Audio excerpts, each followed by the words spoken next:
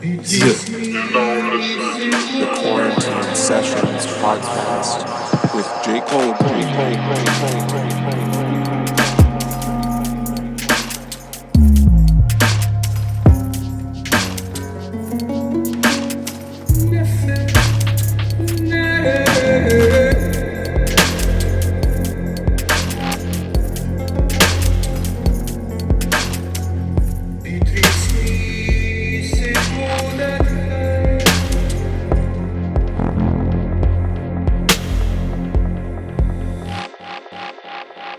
Hey Noah, Morning. good morning. You're, Welcome. it's not morning. Where are you, in Bali? Yeah, I'm in Bali, so it's like 11 p.m. here. But yeah, it's great to have you on the podcast, man. It's an honor. Happy to be here. Yeah, I was telling you before we jumped on this call, but I first read Dharma Punx when I was in high school, and at the time was in a bit of a dark period of my life, really into a lot of like I was really into very dark music and very depressed, and I really related to the rawness and the realness of your story in contrast to a lot of the other kinds of stuff that was being presented to me about Buddhism at the time.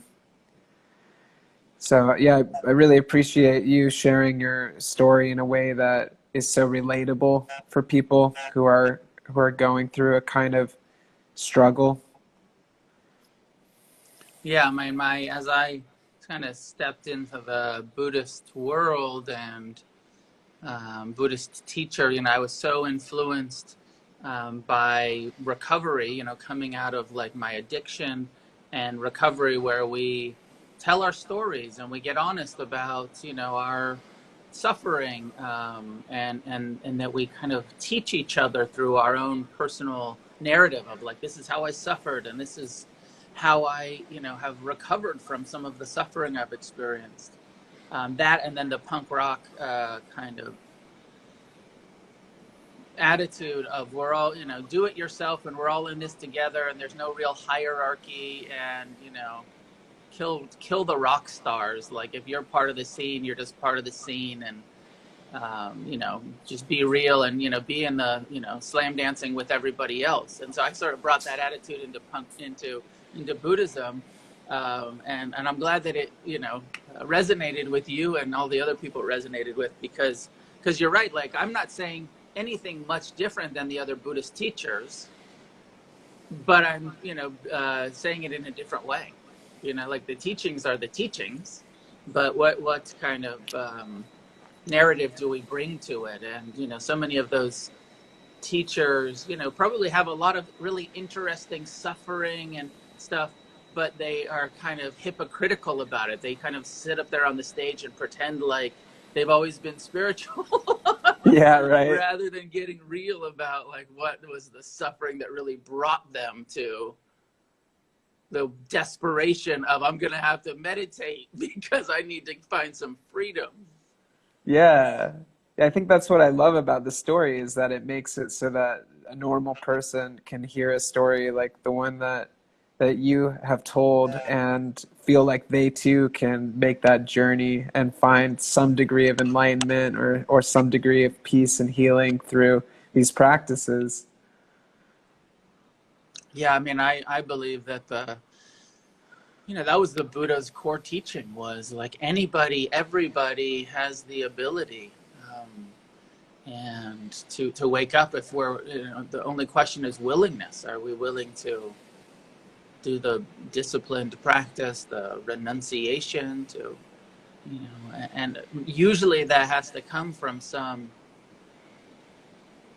level of dissatisfaction with the material world and sense pleasures, and something that will turn us inward and realize I can't buy happiness, and there's not enough drugs and sex and whatever else in the world to really lead to the happiness that I seek. And the Buddha's core teaching, which is like, it's in you anyways. It is you, what you're looking for. Like, but you have to turn inwards. But it's such an uncommon, it's such a radical approach to life that people are so quickly seduced by the world. Yeah, I loved something that you said in that book is that going against the stream mentality that is a that runs through Buddhism, that is like quite punk rock in its own way. Because it's like it's rebelling against the way that we're programmed to live and that we're programmed to seek happiness in life. And that is quite punk rock in its own way. Yeah, I mean, punk rock is such a big umbrella term for so many different, kinds of music and fashion and, but the core of it, from my perspective, the core of punk was dissatisfaction, rebelling against the norm. And, right, this is the Buddha's first noble truth, dissatisfaction. And that suffering is the norm. And that in order to wake up, we have to go against the stream. The Buddha's words, patiso tagami. He said, in order to find this awakening, I had to rebel against greed and the natural human tendency towards craving and attachment and greed. And I had to go against this natural humans, it's like we're rebelling against our own instinctual drives, survival instincts to hate pain and to, take it all personal. And he said, and you have to go, you have to be dissatisfied with the results of the norm and then find a alternative lifestyle, an alternative, which becomes compassion, which becomes non-attachment, which becomes living a life of generosity. And it's radical, unfortunately radical. It depends on what sort of bubble you live in. And, maybe in Bali and you're surrounded by people who want, have sort of spiritual ideals, or, in some of my kind of Buddhist circles where it feels like, no, everybody's kind of on page with this. But just turn on the news and you see, nope, the world is asleep, and filled with hatred and filled with ignorance. And even though my Sangha is committed to something different, that's not what's actually happening here for the masses of humanity. Mm-hmm. Yeah, and it seems like now is a really critical time where we're dealing with a lot of really major concerns. There's this whole COVID thing going on, and then rising uproar around racism and systemic oppression. And I personally think that the Dharma could hold some piece to helping to heal that. But I'm curious what you think about that, how Dharma practice can be called upon in these times to help with these really pressing concerns. I mean, yes, of course, Dharma practice is engagement with our own internal ignorance, and and all of the problems that we see in the world come from human ignorance.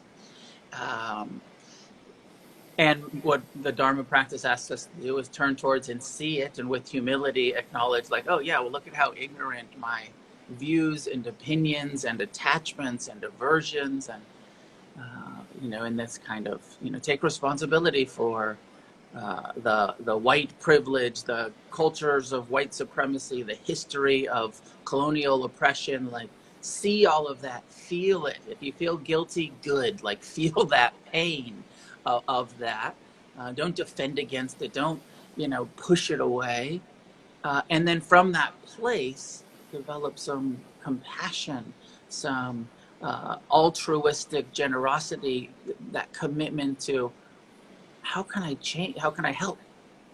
Right? I see where my mind is confused at times. I see where this world is so confused. How can I be part of the solution? I mean, there's one teaching that that kind of points towards the engagement with the world that I love, where it's a sutta from the Buddha called the City. And he says it's as though I was wandering lost through a jungle, through a thicket, like where I was sort of I was lost, and it was confusing, and I was like, going through the bushes, going through the jungle.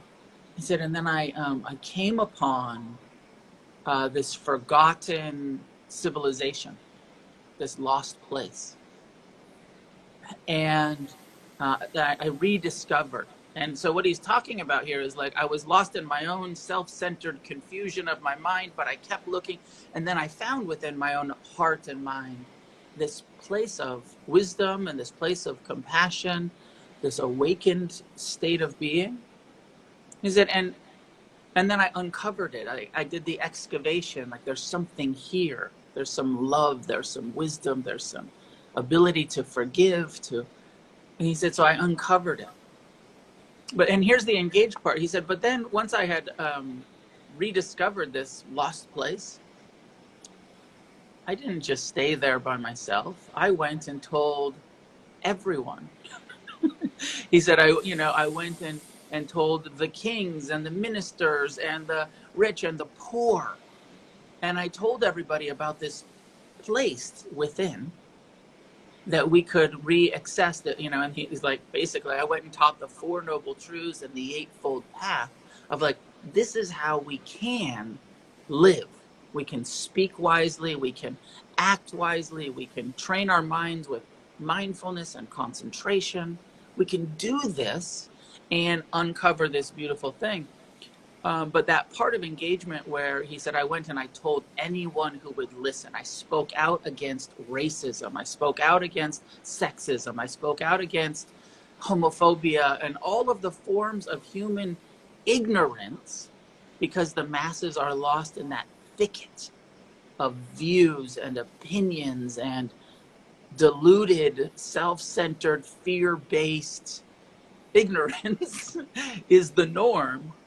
But we can uncover this wisdom that's in all of us. It's just rarely uncovered.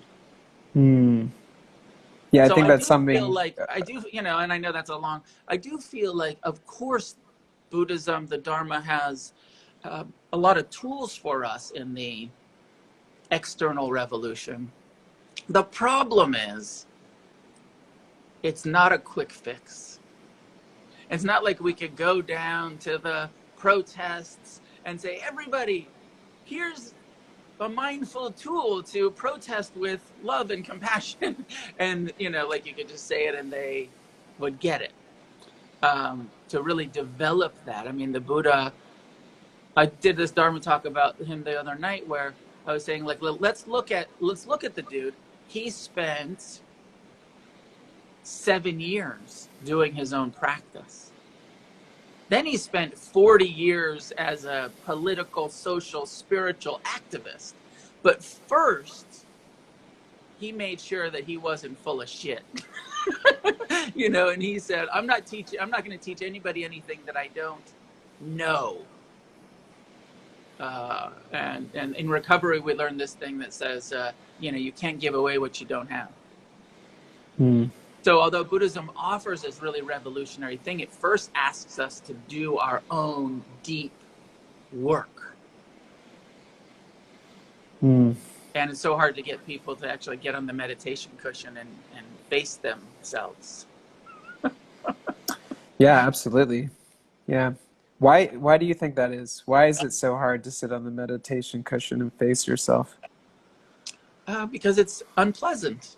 And because we are wired, the Buddha's second noble truth, the cause of our suffering is craving, attachment to pleasure. We're addicted to doing things that feel good. And sitting down and meditating, although you will come to places of great joy and serenity and peace, and usually first you have to face your own judgments and insecurities and aversion to the discomfort in your ass and your knees, your loud mind, and meditation's not that pleasant in the beginning. It's like that image of discovering the lost city. I like to think of of an excavation. First, you have to start digging, but you know, you have to go through the graveyard first of all of your self-centered fear and your resentments and your self-hatred and your insecurity, and so you're like uncovering, and it's like one Dharma teacher said, you know, meditation in the beginning often is one insult after another. You sit down and your mind is like, you're a piece of shit, and everybody else sucks. So, you know, people are like, I don't want to meditate. Like, that sucks. Like, you know, my mind's abusing me. I'd rather be distracted. So the willingness to sit through that and get through the graveyard of our past and the junk of our mind and, you know, self-centered fear, to start uncovering that beautiful heart and that joyous, loving, kind, you know, nature that is under there. But for many of us, it's so buried underneath the human survival instinct of self-centered fear, and that it takes a while to get there. You know, it's why people would rather,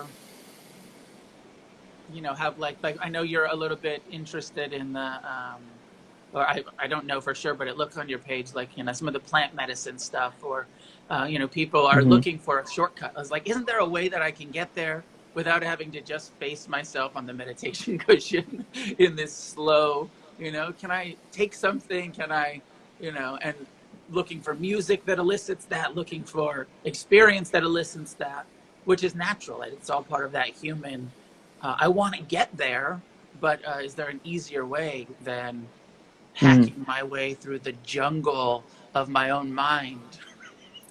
Well, in defense of that, I wouldn't say that taking plant medicines is necessarily an easier way, because you still have to face your mind. And in that way, it can be very confronting, and you're still sitting there and needing to do the work on yourself and to, you know, go through all that stuff too. But you're right, there is no shortcut. Like, there's many paths, but you still have to take the journey yourself and do the work.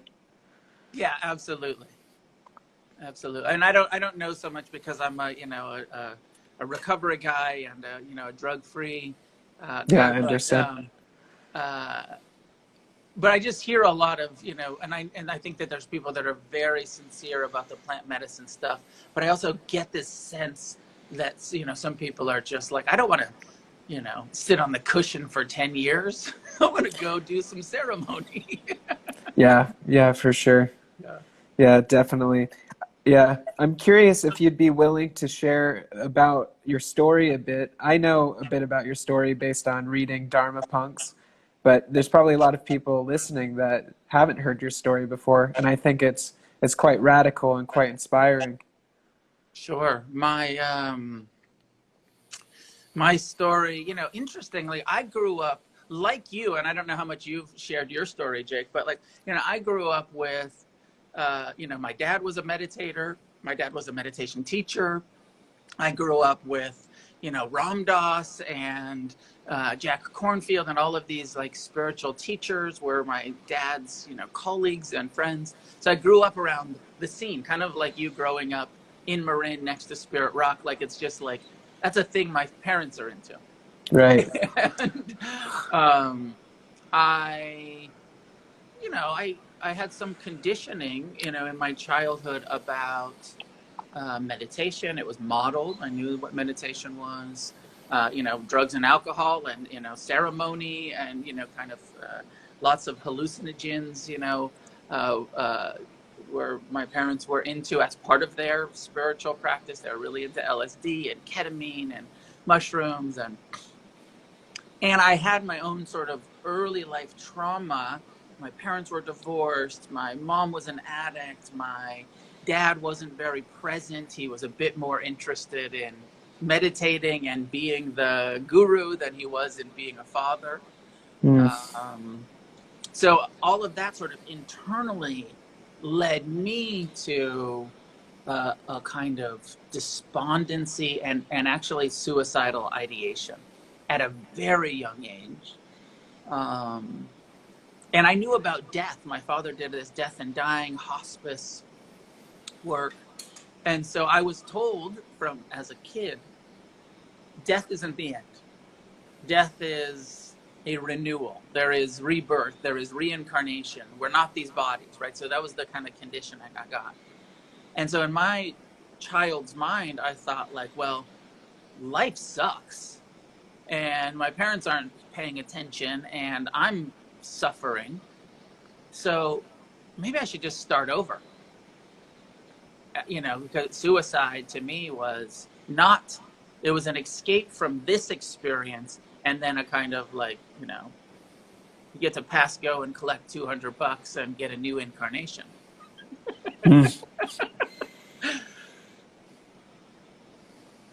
And that, you know, angst and what dukkha, suffering of my early life, you know, led to two things. It led to really wanting to escape it and get high. And so I started taking drugs as a child. I was smoking weed, you know, at 7 years old. I was drinking at 8, 9. I was taking hallucinogens at 10. And by the time I was a teenager, I was smoking crack and shooting heroin and a full-blown drug addict and alcoholic. And the other, you know, kind of early life, you know, when I was about 10 years old, I heard punk rock. And punk rock was, to me, the voice of God. I was like, okay, these guys get it. Rebellion, angst, rejection of society and the system. And Buddhism is this, I mean, punk rock is this like fierce wisdom that's finally telling the truth. That's finally, you know, saying like, yep, you know, the governments are corrupt. You know, the police are fascists. And, you know, and human beings are fucked. You know, like, yep, that's my experience. You know, and all of that, which was an outlet, and also in the punk rock scene, I got a community. You know, I felt like an outsider. I felt like, you know, I wasn't part of the kind of American play sports and, you know, be a good student. And, you know, my pain was just too raw to fit in. But in punk, I found all of these other, you know, youth who were also angry and scared and rebelling against the norm. But by the time I was 17, I was just an addict and a street criminal, and I kept getting arrested and in and out of juvie, and the turning point for me was, you know, a kind of suicide attempt in the juvenile hall, where I woke up in a padded room, and I got a call from my father, and he said, I said, Dad, I need some help. And I really kind of, there was a turning point in me where there was some willingness, but the help I was asking for was really more like material help. Like I had 3 felony arrests, and it looked like I might be going to prison for a long time. And he said, okay, he said, I'll help you. And what he did was he taught me mindfulness. I was like, I'm not really, you know, I wasn't looking for internal help as much as I was looking for a lawyer.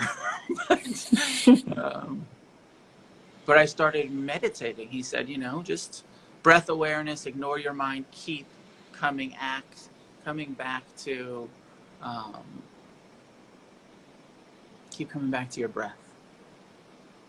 And I did that. I had the willingness, and I started a meditation practice that I wasn't, you know, I couldn't do very well, and my mind was so loud, and my emotions, and I was detoxing, and I was afraid of the future, and I had regret of the past, and all of those loud, early trying to meditate, and, you know, amongst the cacophony of anger and shame and addiction.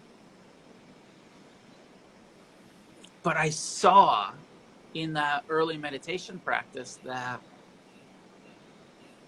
something I didn't know was revealed, which is that I actually had the ability to ignore my mind a little bit. I didn't have to obey my mind. And up to that point, like my mind said, hey, do this crime and smoke this crack and like, fight that person. And I just did whatever my mind said. And then as I started meditating,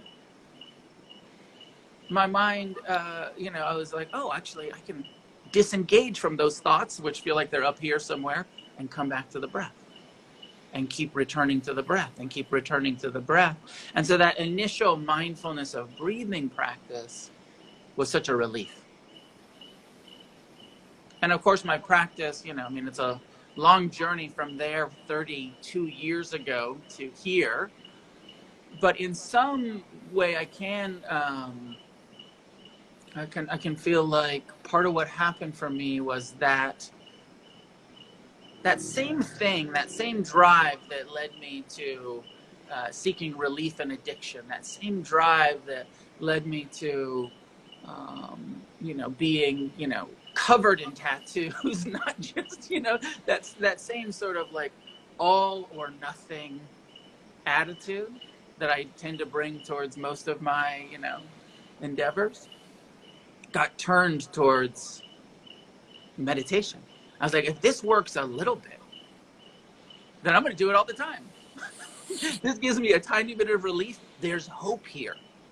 Even though it's not that pleasant and it's all of this, there's nothing else works. And I feel sort of blessed at that point. What do they call it? The gift of hopelessness. When there's the gift of desperation. Where I was convinced that drugs and alcohol were not going to work. That no material, sensual, the world wasn't going to provide my happiness, which forced me to go inward. Also, when you're sitting in a jail cell, there's nowhere else to go but inward.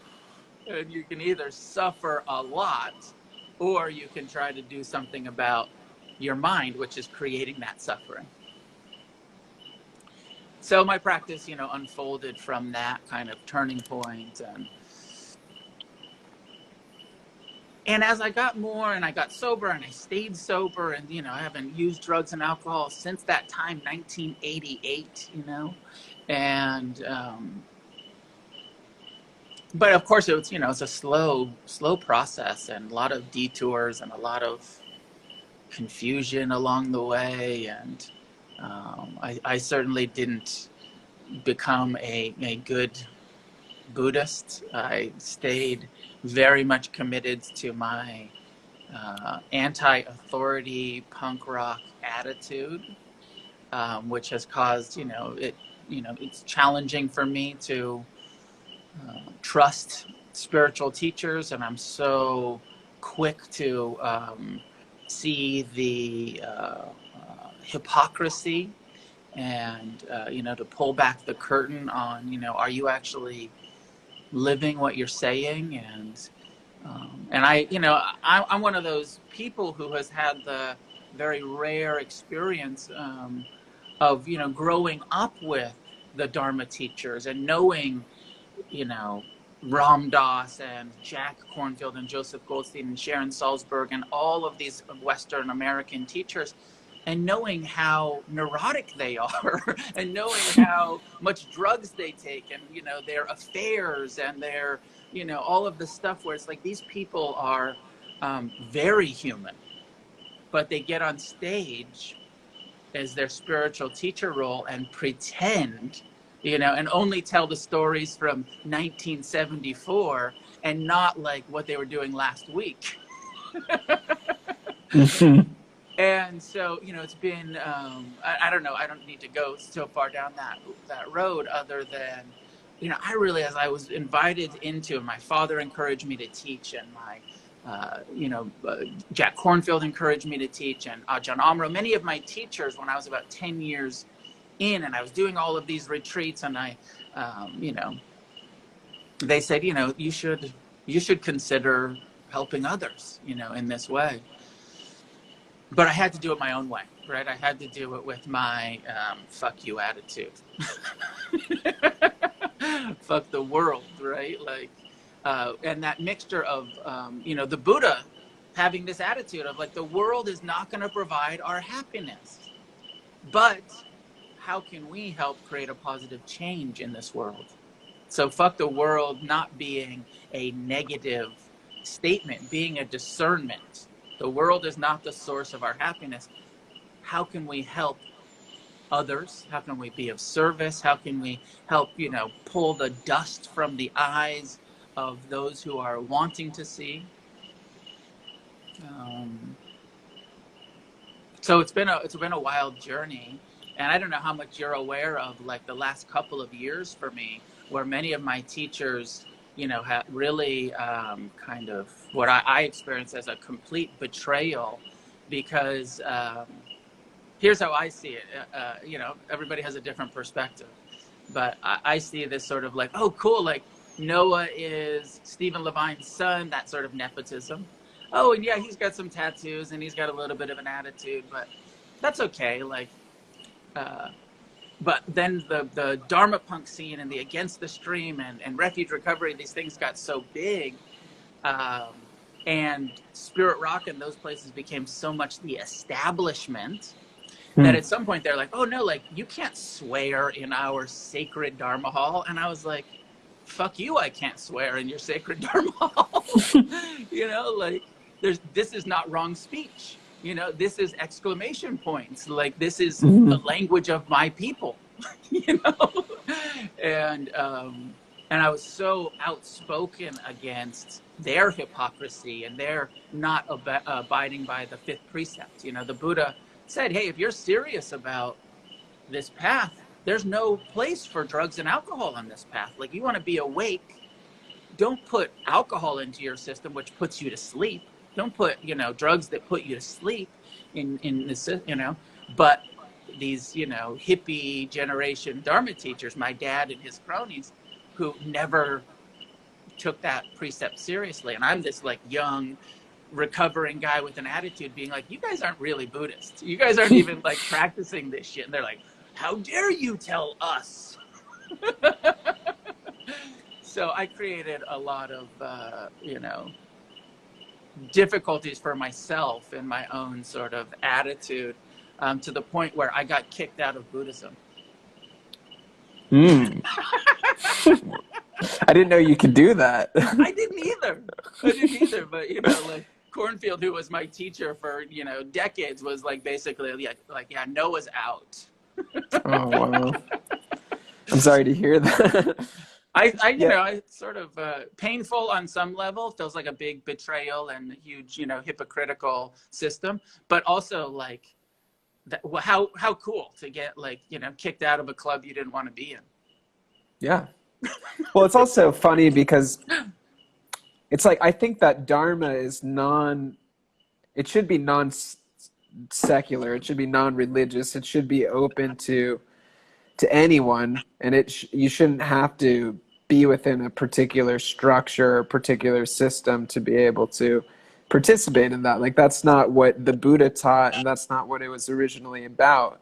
Yeah. So it is weird when you see this stuff co-opted into, as if there is this,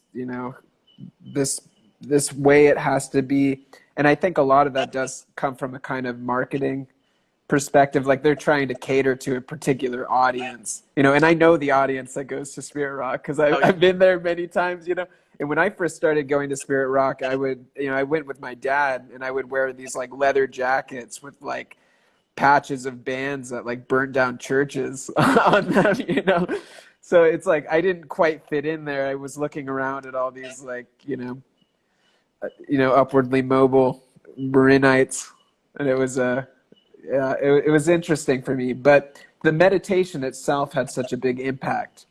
Like I found my mind stilling in a way that, like, much like yourself, these kinds of violent thoughts that I had towards myself that caused me a tremendous amount of pain started to go away through the meditation. It actually started to work, and that's what led me into it. I also, in a way, became a little bit addicted to it, I guess. But it wasn't the culture that surrounds Spirit Rock that much. It was the meditation, it was the Dharma itself that got me. Yeah. No, and I completely agree with you. Like the Buddha was trying to empower human beings to find the truth for themselves through their own direct experience. But then, of course, human beings turned it into religion and, established organizations and hierarchies. And I get it because, like, I've had to do that too. Like, against the stream, I wanted to create a community. And then if your community gets too big and there's a whole bunch of centers and a whole bunch of teachers, it becomes a, bureaucratic, it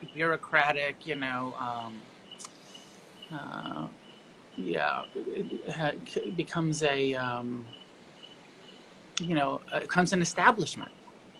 Cornfield actually said that to me when we were having our falling out. He said, I've become the establishment and you're now bad for business. So you got to go. And but the point being, the Buddha's teachings weren't supposed to be religious. They were supposed to be human empowerment. They weren't supposed to be a business either. Yes, supposed to be. Nobody was profiting off the Dharma back when it first started, and that's the major difference. Is that we live in this capitalistic world, and people are living in Marin County trying to make a lot of money so they can support their lifestyle, and that sort of changes things. Yeah, absolutely.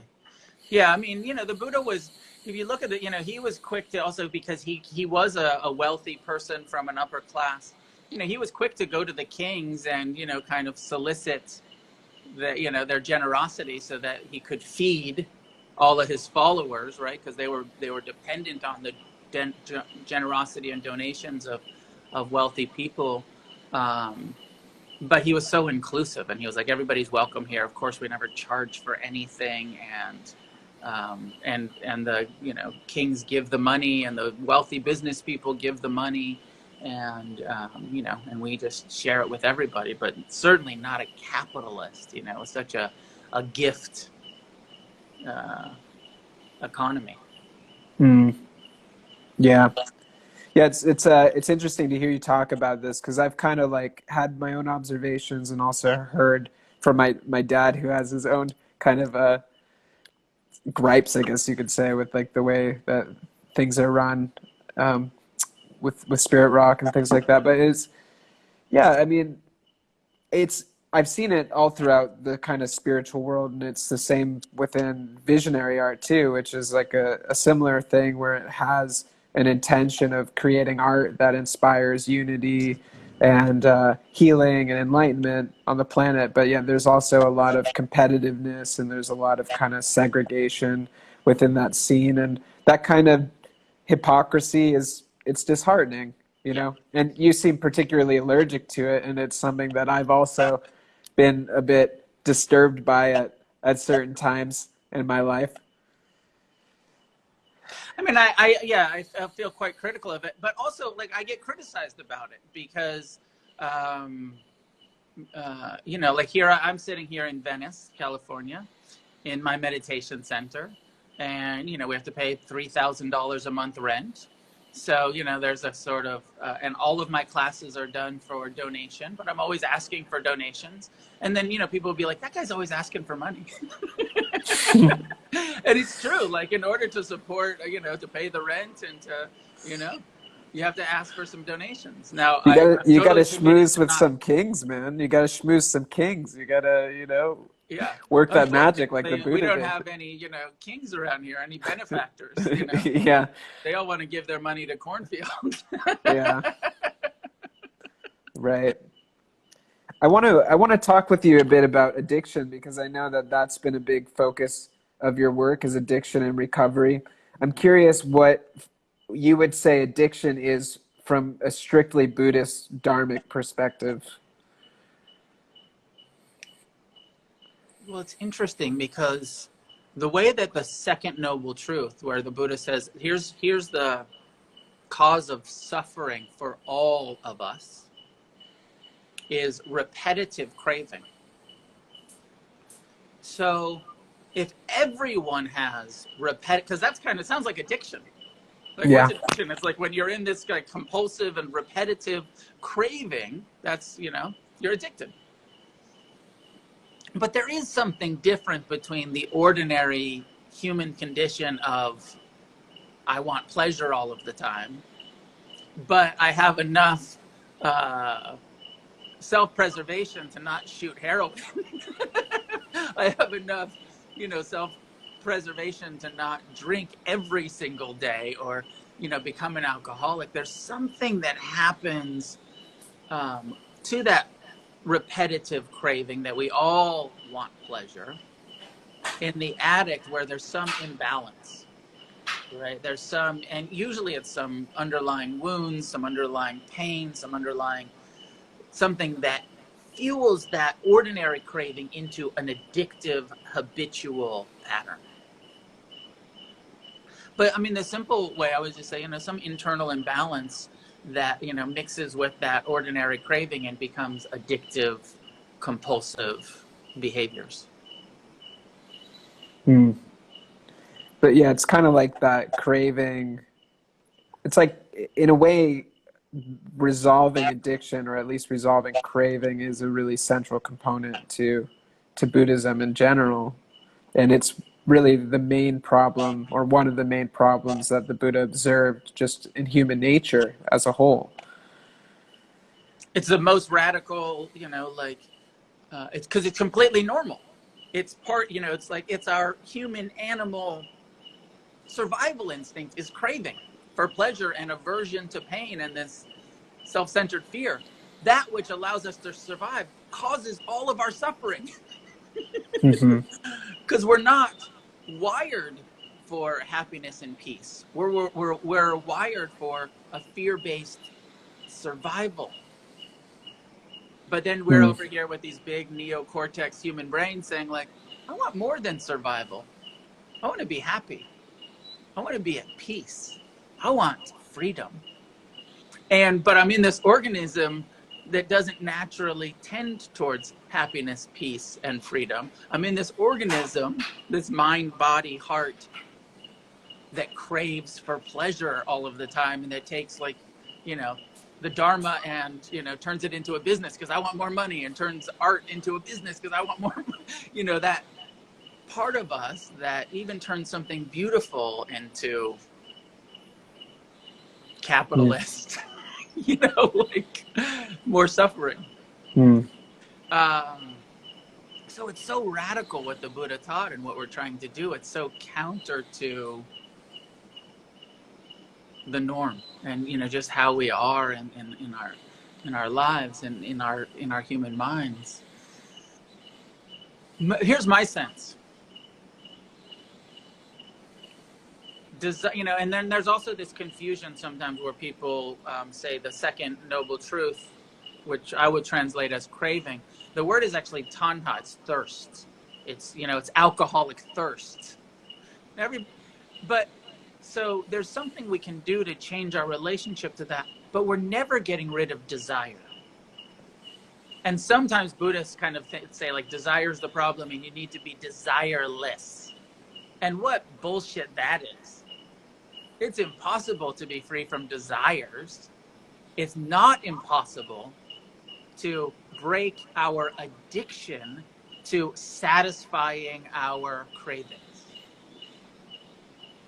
And even if the cravings continue to arise, renunciation of, I want this and this and this, but I'm not going to do it. I want to drink, but I'm not going to drink. Right? Because I know the suffering that creates. So much of what happens with our practice, I believe, and it's been my experience, is not that even craving completely goes away, but we change our relationship to it. We see our mind. We become intimate with, oh, that's craving. The Buddha referred to this part of his mind as Mara. The story of the Buddha sitting under the Bodhi tree on the eve of enlightenment, and he says, I was attacked by craving. I was attacked by hatred. I was attacked by insecurity. Mara shows up, and the armies of Mara, and the lust, and he says, what I did was I just sat there and I radiated compassion towards my craving mind, and non-attachment towards my lust, and and confidence of I know who I am towards my part of my mind, Mara, that said you're unworthy. And I broke my identification with that confusion part of the human condition. And then I was awake. But Mara, that part of his mind, continued with him for the rest of his life. He didn't all of a sudden never have a negative thought again or never have a craving again. But when craving came back now, he just had mindfulness and he said, I see you, Mara. When a resentment arose, rather than getting angry about it, he was aware of what was arising in his heart. And he said, I see you, Mara. But, Buddhism then has kind of become this thing where many Buddhists don't like this perspective. And they actually have to turn Mara not part of our human mind, but into like a demon, a devil that attacks us from the outside, because the Buddha has to be perfect. Mm. My sense is the Buddha's perfect awakening wasn't to become non-human and not have emotions anymore, and not have cravings and aversion, but just a perfect response.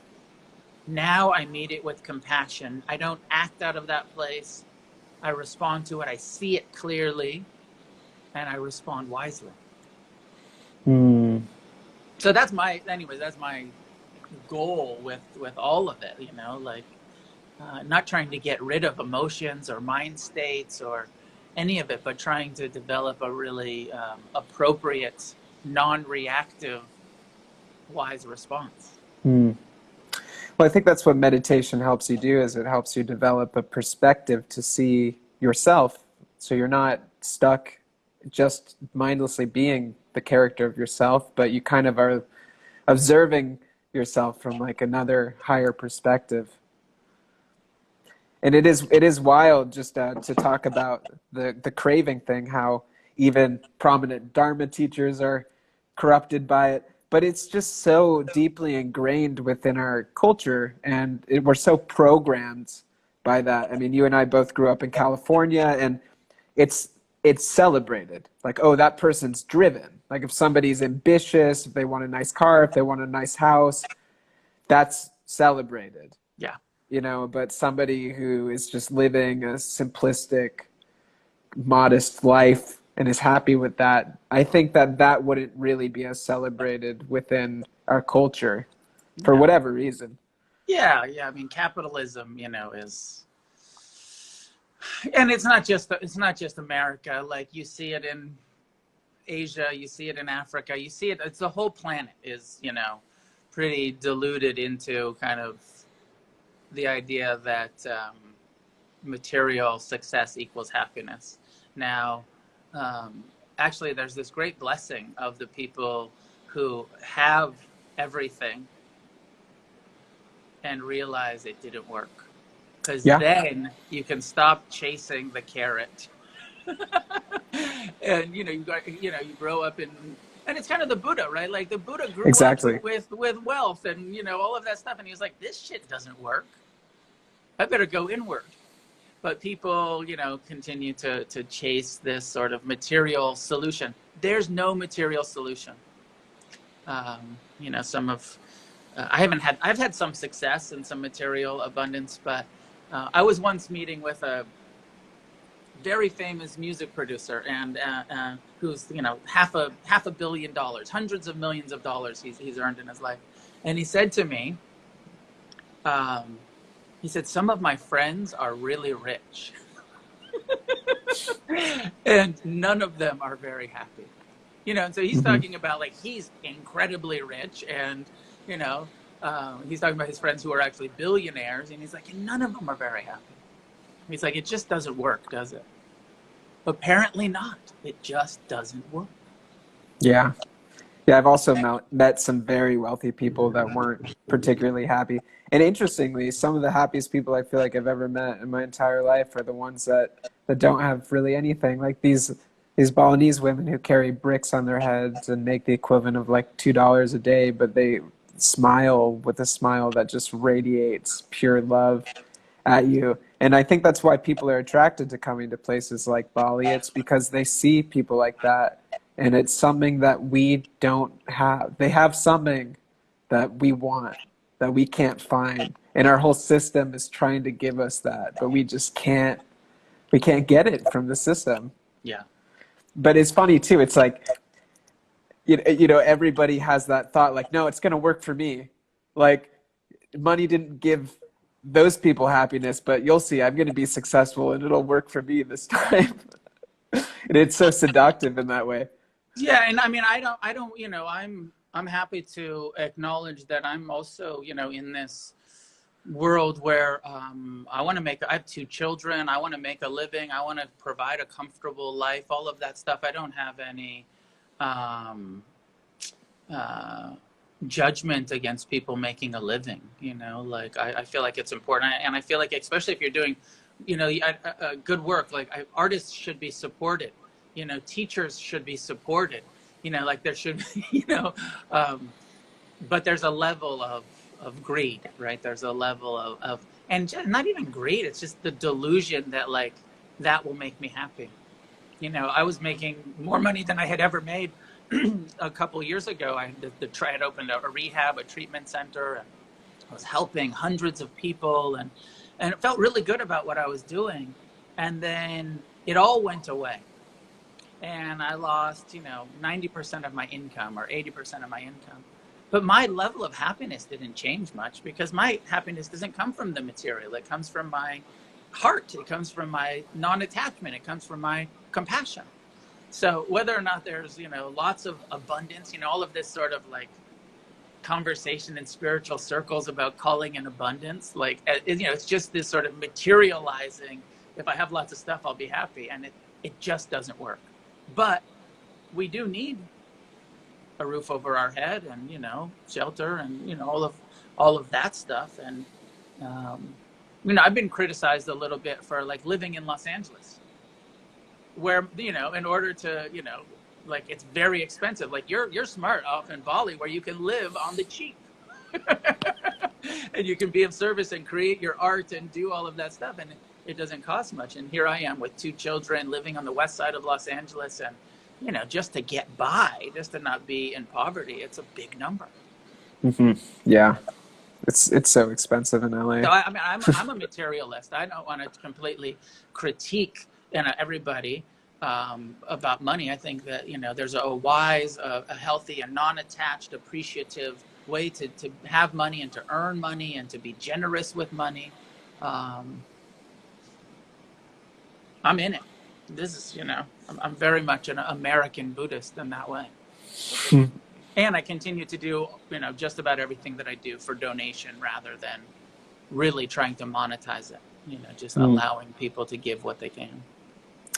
But I think what's important is what you said, that it's not where your happiness lies. Like that's not your foundation. And I think that that's where people are led astray. And that's just because the program of our culture is such that we're taught to believe that our success in mostly financial matters is what is creating happiness, but it doesn't work as you've clearly stated and as you've experienced. Just to let you know, we have about maybe like 8 minutes or so left. And I wanted to ask you, what does being spiritual mean to you? Because I think that's a word that gets thrown around a lot and has a lot of different meanings for a lot of different people. But you are a spiritual teacher, and I'm curious what that means to you. Two things. One is awareness. To be aware of the internal and the external. To be aware, trying to be awake, being present, being aware to how our mind works and how our emotions work, which leads to the awareness of how impersonal so much of what our mind is doing, and how reactive our natural tendency is. And it's awareness that leads to, so that's for me like the mindfulness, right? Awareness, core part of my spiritual practice and the Buddha's teaching is be aware, here, now, both internally and not a self-centered I, me, mine, but also be aware of our impact in the world, of our influence in the world, of our, so awareness. And with that, then if the other part is kindness. And kindness as, a kind of blanket term for situational ethics, like what's the kind response. And sometimes the kindest thing to do is, riot. It's the appropriate thing to do. Kindness, sometimes kindness is saying yes and being generous. And sometimes the kindest thing to do is say, no fucking way. And that's coming from a kind, a wise place, not doesn't have to be coming from hatred. So kindness and awareness, generosity, and I don't think of spiritual as having much to do with the spirit or the soul or I'm very much humanist. Positive emotions and positive actions and acceptance of the human, awareness of the human condition, and which leads to a lot of empathy for other people and the confusion in this world. But I think like the core is, is mindfulness and love, kindness, compassion. Which, of course, I don't do perfectly, but those are my aspirations. Pretty simple. Yeah. Hopefully, any spiritual teaching or practice should revolve around love. And if it doesn't, it's probably not a very good one. Yeah. But well, I feel like that's, when you go in and you uncover, like that's what's in here at our core, underneath the greed and the hatred. There's a deep sense of openness. Yeah, absolutely. And I think that it's, it is definitely that love that's within everything and underneath everything, which can feel very vulnerable. And I think everything else that arises, like hatred, like fear, like greed, is actually our kind of convoluted and confused attempt at protecting the vulnerability of that love which is within us, which in its own confused way is also a loving action because it's motivated towards experiencing love. And I think that that's what ultimately everyone is striving to do. So I just got this 1 minute and a half timer. Oh, right. That just appeared. Shuts you down. But yeah, man.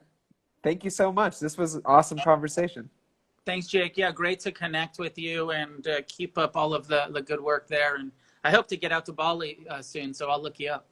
Yeah, if you come out here, please let me know. And I'll probably be in LA someday if travel restrictions let up. And I'd love to come visit your center too and see what you got going on. Please do. Awesome, man. And thanks to everybody that listened into our conversation as well. I hope you enjoyed it. Cool, man. Blessings. Be well. You too.